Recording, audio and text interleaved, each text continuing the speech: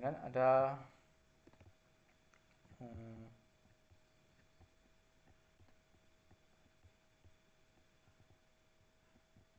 saya lanjut,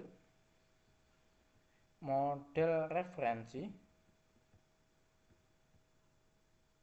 Nah, keuntungan menggunakan layer model.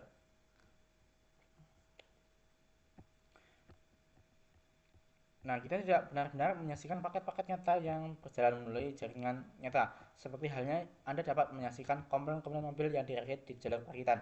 Jadi, ada baiknya Anda memiliki cara berpikir tentang jaringan, sehingga Anda dapat membayangkan apa yang sedang terjadi. Sebuah model berguna dalam situasi seperti ini. Konsep yang rumit seperti cara kerja jaringan dapat sulit dijelaskan dan dipahami. Oleh karena itu, model berlapis digunakan untuk memodularisasi operasi jaringan ke dalam lapisan-lapisan yang dapat dikelola. Berikut ini adalah manfaat menggunakan model berlapis untuk menggambarkan protokol dan operasi jaringan. Yaitu membantu dalam desain protokol karena protokol yang beroperasi pada lapisan tertentu memiliki informasi yang ditentukan yang dapat mereka gunakan dan antar mereka yang ditentukan ke lapisan di atas dan di bawahnya. Mendorong persaingan karena produk dari vendor yang berbeda dapat bekerjasama. Mencegah perubahan teknologi atau kemampuan pada satu lapisan agar tidak mempengaruhi lapisan lain di atas dan di bawahnya. Menyediakan bahasa umum untuk menggambarkan fungsi dan kemampuan jaringan. Seperti yang ditunjukkan pada gambar, ada dua model lapis yang digunakan untuk menggambarkan operasi jaringan. Model referensi interkoneksi sistem terbuka OSI dan model referensi TCP/IP.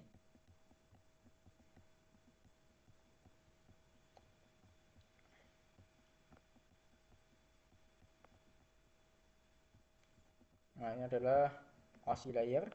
Yang pertama adalah physical data link, network transport session dan presentation dan application. Nah, untuk physical dan data link itu apa itu? Untuk Ethernet, WLAN, SONET dan SDH.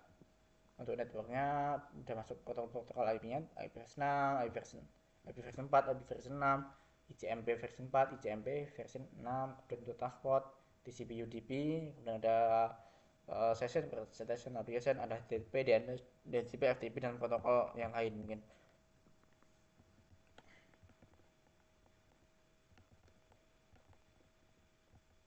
The OSI reference atau model referensi OSI. Model referensi OSI menyediakan daftar lengkap fungsi dan layanan yang dapat terjadi di setiap lapisan. Jenis model ini memberikan konsistensi dalam semua jenis protokol dan layanan jaringan dengan menjelaskan apa yang harus dilakukan pada lapisan tertentu, tapi tidak menentukan bagaimana hal itu harus dilakukan. Ia juga menjelaskan interaksi setiap lapisan dengan lapisan di atas dan di bawahnya. Protokol TCP/IP yang dibahas dalam kursus ini disusun berdasarkan model OSI dan TCP/IP. Tabel ini menunjukkan detail tentang setiap lapisan model OSI, fungsionalitas setiap lapisan, dan hubungan antar lapisan akan menjadi lebih jelas sepanjang kursus ini saat protokol dibahas secara lebih rinci. Nah, ini tadi sudah saya jelaskan tadi. OSI layer ada 7. Physical, data link, network, transport, session, presentation, dan aplikasi.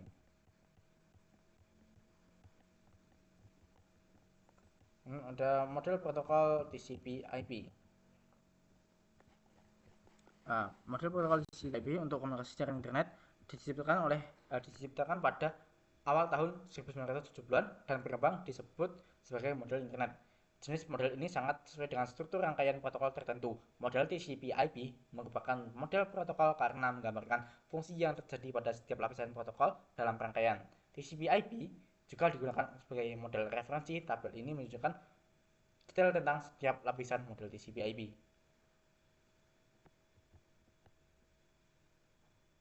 Nah, lapisan model TCP/IP yang pertama yang paling atas application mewakili data kepada pengguna ditambah dengan pengodean dan kontrol dialog. Kemudian ada transport mendukung komunikasi antar berbagai perangkat melalui berbagai jaringan.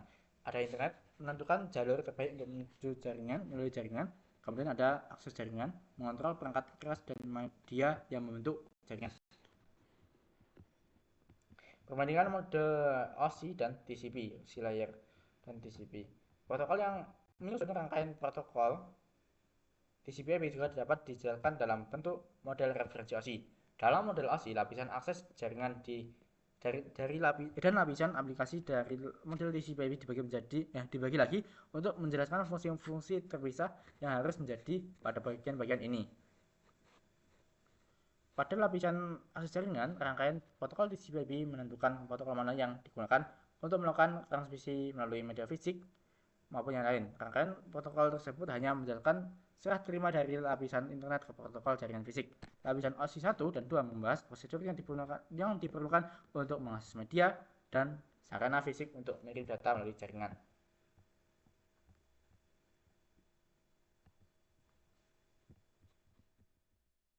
Lanjut, modul 3.6 enkapsulasi data.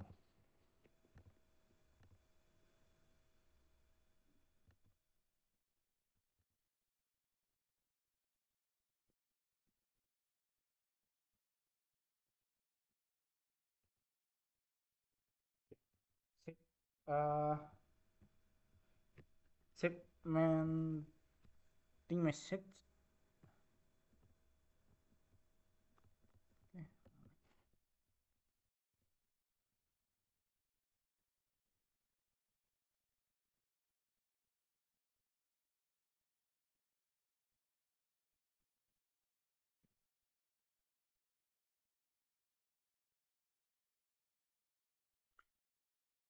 Segmentasi pesan. Mengetahui model referensi OSI dan model protokol TCP/IP akan berguna saat Anda mempelajari tentang bagaimana data dienkapsulasi saat data tersebut bergerak melalui jaringan. Secara teori, komunikasi tunggal seperti video atau email dengan banyak lampiran besar dapat dikirim melalui jaringan dari sumber ke tujuan sebagai satu aliran bit yang besar dan tak terputus. Namun hal ini menimbulkan masalah bagi perangkat lain yang perlu menggunakan saluran dan tautan komunikasi yang sama. Aliran data yang besar ini akan mengakibatkan penundaan signifikan lebih jauh jika ada tautan dalam infrastruktur jaringan yang saling terhubung yang gagal selama transmisi. Pesan lengkap akan hilang dan harus dikirim ulang secara penuh.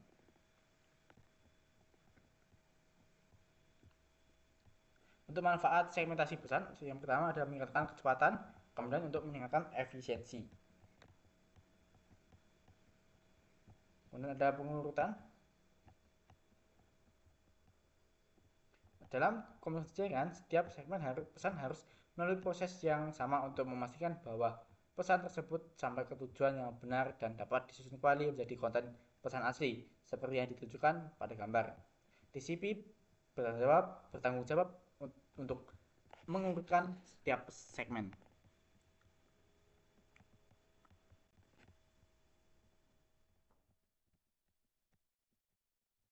Kemudian ada UDP, Unit Data Protocol. Saat aplikasi diteruskan ke tumpukan protokol dalam perjalanan untuk ditransmisikan melalui media jaringan, berbagai informasi protokol ditambahkan di setiap level. Proses ini dikenal sebagai proses enkapsulasi. Nah, untuk contoh enkapsulasi, saat pesan dikirim melalui jaringan, proses enkapsulasi berjalan dari atas ke bawah.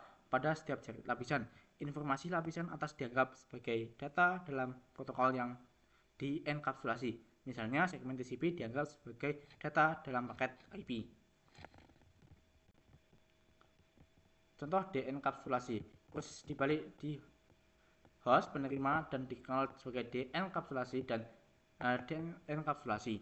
Dienkapsulasi adalah proses yang digunakan oleh perangkat penerima untuk menghapus satu atau beberapa bit protokol.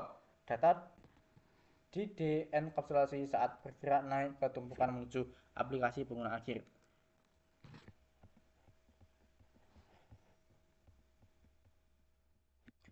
Ya, kemudian saya lanjut akses data.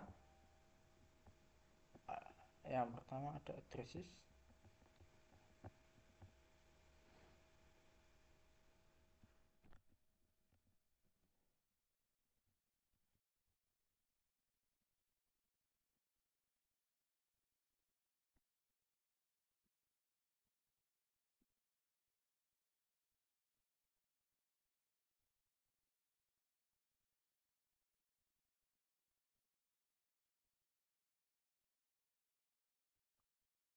ada basis lapisan jaringan dan tautan data bertanggung jawab untuk mengirimkan data dari perangkat sumber ke perangkat tujuan, seperti yang ditunjukkan pada gambar.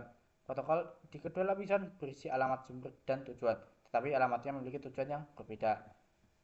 Keterangannya, alamat sumber dan tujuan lapisan jaringan bertanggung jawab untuk mengirimkan paket IP dari sumber asli ke tujuan akhir, yang mungkin berada di jaringan yang sama atau jaringan yang lebih jauh, jarak jauh. Alamat sumber dan tujuan lapisan tautan data bertanggung jawab untuk mengirimkan bingkai tautan data dari satu kartu antarmuka atau interface NIC dan ke NIC lainnya pada jaringan yang sama. Kemudian ada alamat logika lapisan 3. Alamat IP adalah alamat logis lapisan jaringan atau lapisan 3 yang digunakan untuk mengirimkan paket IP dari sumber asli ke tujuan akhir, seperti yang ditunjukkan pada gambar. Perangkat di jaringan yang sama. Dalam contoh ini, kita memiliki komputer klien PC1 yang berkoneksi dengan server FTP pada jaringan IP yang sama. Alamat IP versi 4, alamat versi 4 perangkat mengirim komponen klien. Nah, ini untuk topologinya sesuai dengan keterangannya.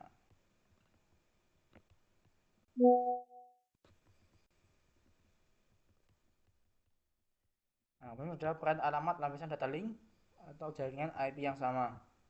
Bila pengirim dan penerima paket IP pada jaringan yang sama, bingkai tautan data dikirim langsung ke perangkat penerima pada jaringan Ethernet. Alamat tautan data dikenal sebagai alamat Ethernet media akses kontrol atau MAC address, seperti yang disorot dalam gambar di bawah ini. Perangkat pada jaringan jarak jauh. Namun, apa peran alamat lapisan jaringan dan alamat lapisan tautan data saat perangkat berkomunikasi dengan perangkat lain di jaringan jarak jauh? Dalam contoh ini kita memiliki komputer PC1 yang berkomunikasi dengan server bernama server web di jaringan IP yang berbeda.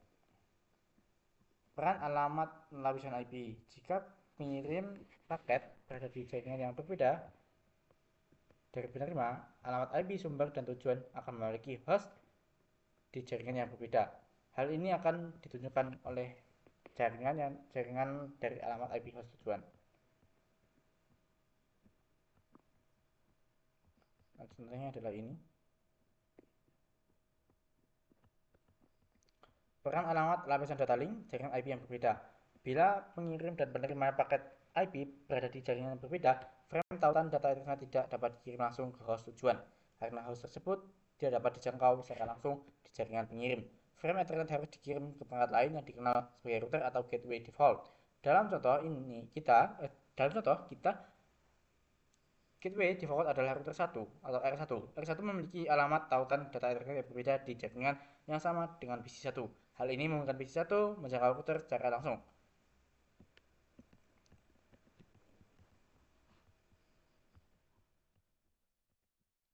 Dan kemudian ada alamat tautan data.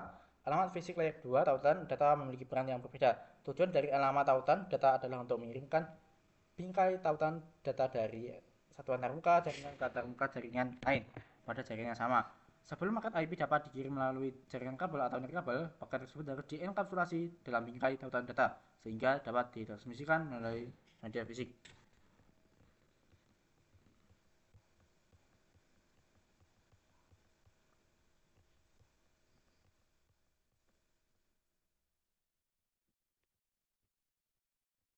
Mungkin cukup sekian yang dapat saya sampaikan. Bila ada kurang lebihnya mohon maaf dalam penyampaiannya maupun dalam bertutur kata. Saya tutup. Wassalamualaikum warahmatullahi wabarakatuh.